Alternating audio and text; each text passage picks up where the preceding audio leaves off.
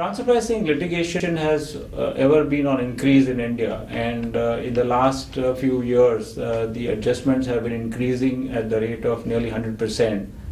So anything in the budget that would go on to really throw some light on some of the issues would be really helpful. One of the things that the government actually empowered the board some time back was to come up with safe harbor, which would enable the taxpayer to choose a regime where the prices would be accepted. The committee has, we believe, has already issued a report. We look forward to this being reflected in the budget. Of course, this can be also announced outside the budget, but that's clearly one of the expectations that the taxpayers have.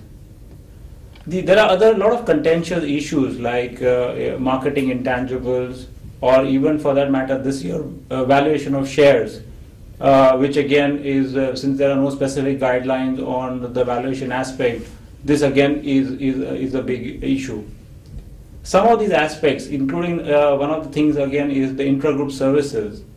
If this is something that the government will come up with detailed regulations, that would really help, because that would enable to reduce litigation.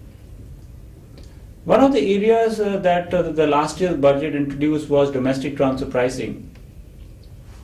Now, one of the objectives of even the international transfer pricing was to really, to look at areas which would avoid erosion of tax base. Therefore, domestic transfer pricing itself should be tax neutral and should not be covering transactions which are not impacting the tax base.